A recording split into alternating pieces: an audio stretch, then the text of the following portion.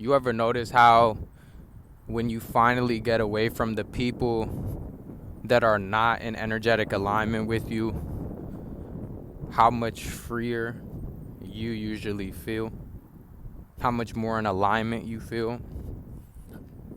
How all the fragments that you usually are witnessing them try to speak to you through, they all come back to you when you finally detach from these people. That's emotionally, but I mean physically too. Like when you separate yourself from them, you can realize that you being in the midst of them affects you in a negative way. And you don't even have to communicate with them all the time. It's the presence. You see, because someone's presence could either be a present or someone's presence can be an infectious thing. There's a saying I used to say all the time when I was a little bit younger, but I used to always say to my exes, ironically, I used to be like, you're either influencing them or you're being infected. And that couldn't be more true. Bad company corrupts good character, right? So, on the other hand, good company could transform bad character. But if someone has already made up their mind to be steadfast in low vibrational negativity in their projections of their energy, there's nothing that you can do about that. You see, you could lead a horse to the water, you can't make him drink. Notice how the people who try to talk to you through these fragmented ideas that they have of you, they never amount to the narrative that which people see you in public. Meaning these people are always going to try to degrade you, but when you step out in public, you're always going to see that you're more than that which these people have been treating you, which shows you that they've been giving you that treatment on purpose. It's been habitual. It's been with an intention and motive to discourage you, to throw you off track, to have you confused, to have you either dependent on them, reliant, possibly get yourself in a situation, maybe. All things that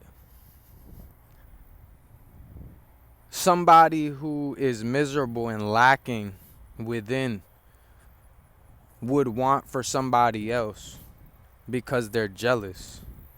With the mindfulness and awareness too, that'd be your prefrontal cortex, right? Using all that you are.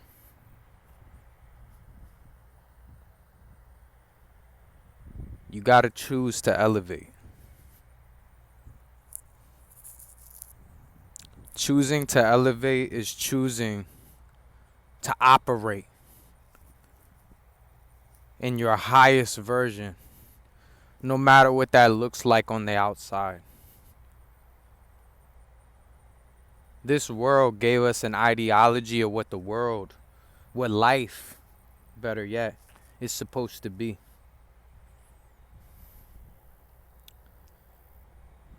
The American dream, right?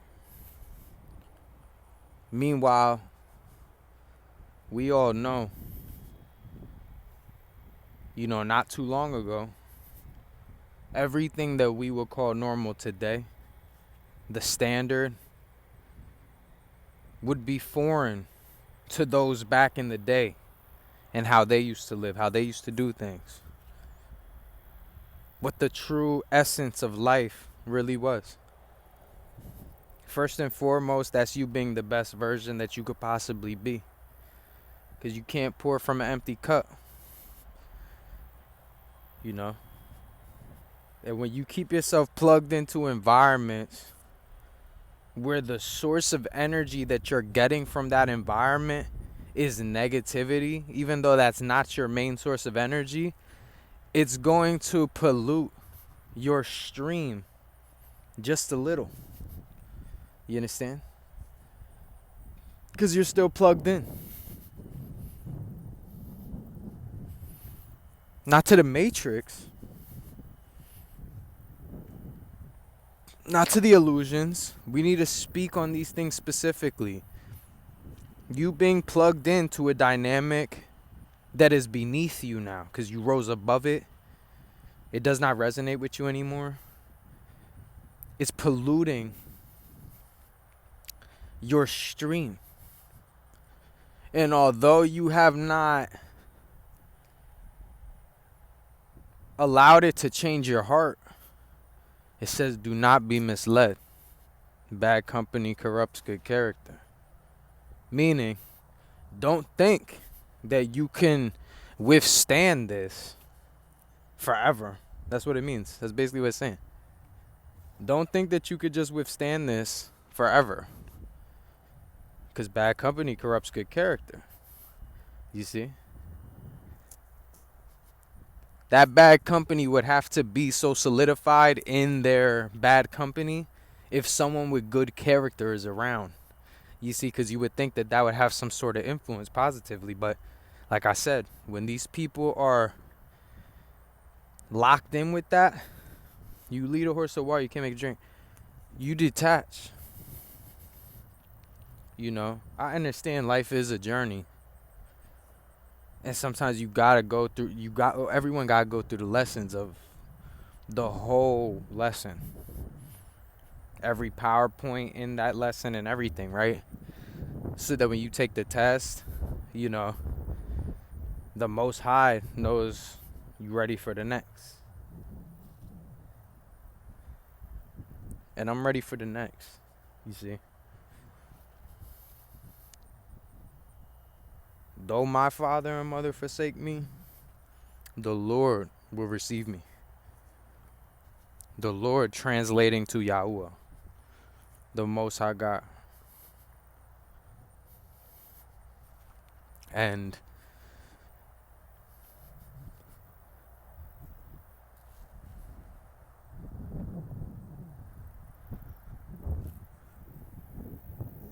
I see.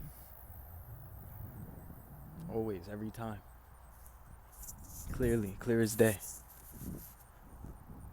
I always see it. I always find it. I said this before when I was on the shrooms one time. I said I always find it. I'll never not find it. You see. And I found it again. Choose to elevate. Choose the divine that resides within you. Choose to rise above the situations that do not value you and do not respect what you are worth. The moment you do that, you allow space for what is to be to come into play. And it may take this long, it may take that long. It doesn't matter how long it takes. Trust in divine timing and realize that when it does come into fruition, that's when it was supposed to happen. If anything, be grateful that you are no longer plugged into something that is draining and siphoning you unapologetically. It gives no fucks about you. None. Detach, cut it off, and rise. Choose to elevate. Make that choice. That's why I made my name Choose to Elevate, you see. Really. Choose to elevate. Choose to rise. And Umberto Blinka, that's the lighthouse that rose. You see. One.